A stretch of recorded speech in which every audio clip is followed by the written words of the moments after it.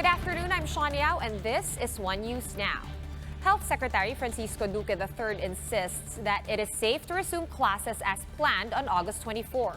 The health chief also admits to setbacks in the country's COVID-19 response. Mean Los Baños joins us on the line to tell us more. Hi, Mean, what did you gather today? Hi, Sean. During the Senate hearing today, Health Secretary Francisco Duque III admitted the weaknesses and challenges faced by his department in addressing the COVID-19 pandemic. This comes after Senator Bongo, the president's closest ally in the Senate, said that the COVID-19 pandemic has exposed the perennial gaps in our health system. Among those are the gaps in the country's testing capacity. He also pointed out the lack of quarantine facilities and the procurement of personal protective equipment. When it comes to building testing facilities, Duque said they had to prioritize NCR as it has been the epicenter of the disease. Despite the said cap, Secretary Duque says it is safe to resume classes as planned in August, citing minimum health standards and online learning systems. Sean? All right, Mean, ano yung reaksyon ni Secretary Duque to President Duterte's pronouncements kagabi regarding the reopening of classes? Kasi sinabi ni Duterte, just to refresh everyone's memory, na no vaccine, no classes. And he doesn't care daw if wala nang gagraduate na mga doktor or engineer, di ba? So, na-clarify ba yan today? Yung tanong kasi ni Senator Bongo kanina, Sean, he did not make mention of President Duterte or Secretary Roque's statements. Basically, generic question lang, if it's safe to go back to school. So parang ang tingin ko dun sa sagot ni Secretary Duque, on a point of view of the Secretary of Health, ang point of view niya, tingin niya, ligtas, sabi niya, safe.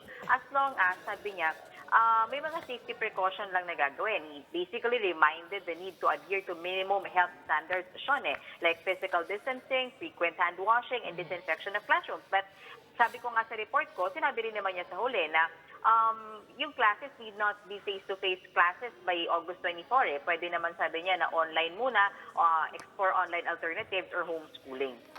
All right. On the part of the senators naman, how are they or what are their opinions, any violent reactions to the possible reopening of classes as scheduled on August 24? May mga violent reactions, may mga supporters, kasi marami sa kanila ay parents of, of school children.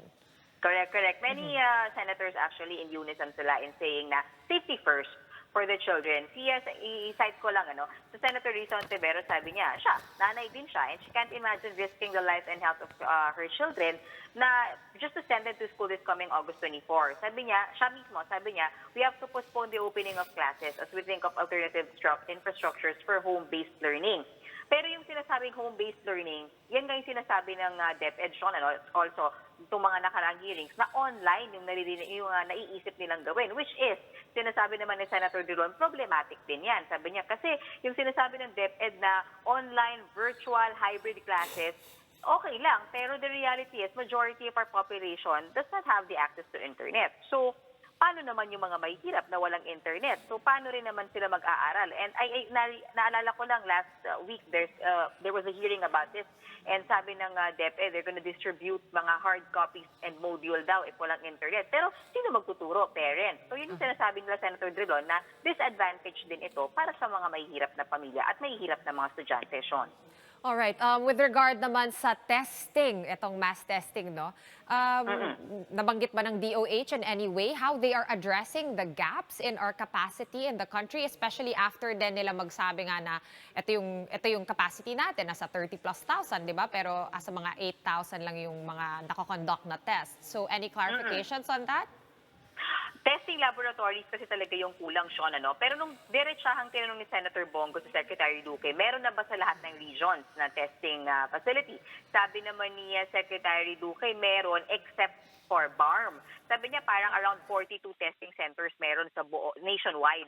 Pero medyo nagreklamo si Senator Amy Marcos dyan. Sabi niya hindi totoo yan na meron na lahat ng regions except for BARM. Kasi regions 1 and 2 daw, for example, Ilocos, wala sila. Sabi niya ang pinakamalapit sa kanila is Baguio, which is 6 to 7 hours land trip. Sabi niya so dapat daw wag naman din baliwalain, sabi nila, yung Northern Luzon kasi marami rin namang tao doon. And of course, sabi ni Secretary Duque, Sean, 120 testing laboratories applications ang nasa DOH ngayon na inaasikaso nila. Pero aminado siya na natatagalan doon sa pag-approve, lalo pagdating sa safety standards, marami raw bumabagsak. That's why hindi pa ganun karami yung na-establish na testing facilities or testing laboratories sa buong Pilipinas, Sean.